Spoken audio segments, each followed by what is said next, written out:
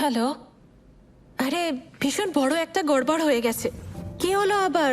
তাল পুড়ে গেল নাকি পুলিশ স্কুলে যেতে পারলো না? না না, ওসব কিছু নয়। আরে শুভ্রতা ফিরে এসেছে। হোয়াট? আজ কেন ফিরে এলো? তো সোমবার ফেরার কথা।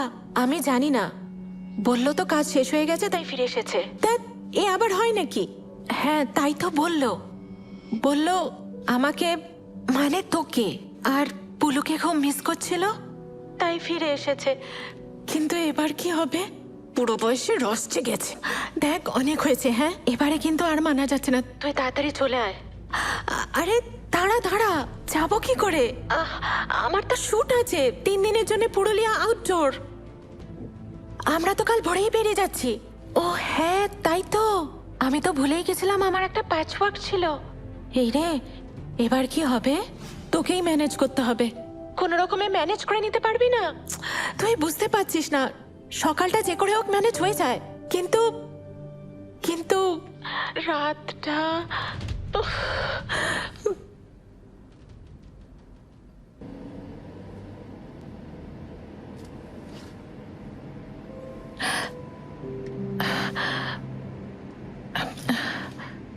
কি হয়েছে তোমার বলো তো? সব ঠিক আছে? হ্যাঁ সব ঠিক আছে। কালকে রাত্র তুমি পুলুর কাছে গিয়ে শুলে? ও, না ও তো এমনি, কিছু হয়নি। দেখো, যদি কোনো অসুবিধা থাকে বা কোনো প্রবলেম হয়ে থাকে আমাকে খুলে বলতে পারো। কোনো অসুবিধা নেই, আমি ঠিক আছি, একদম ঠিক আছি। আর শিওর? একদম শিওর।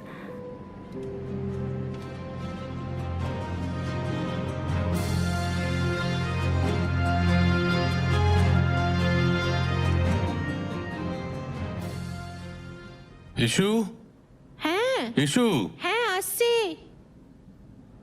হ্যাঁ বল। এলাম আমরা। আচ্ছা চল। এসো। কি হলো ব্যাপারটা? কাছে এলো না?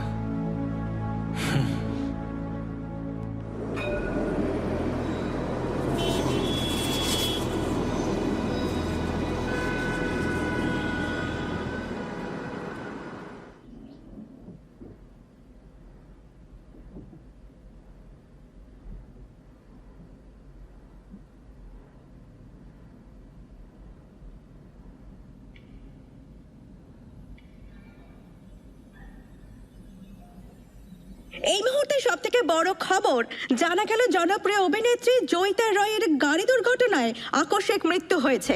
শিমুলতলার কাছে উনি গাড়ি দুর্ঘটনার কবলে পড়েন, ঘটনাস্থলে ওনার মৃত্যু হয়। আমাদের প্রতিনিধি রঞ্জন ওখানে আছে। তো রঞ্জন, তুমি শুনতে পাচ্ছ? বলো এই মুহূর্তে তুমি কি খবর পাচ্ছ? স্থানীয় লোকেদের কাছে কি খবর পেলে? মারা গেছে মানে?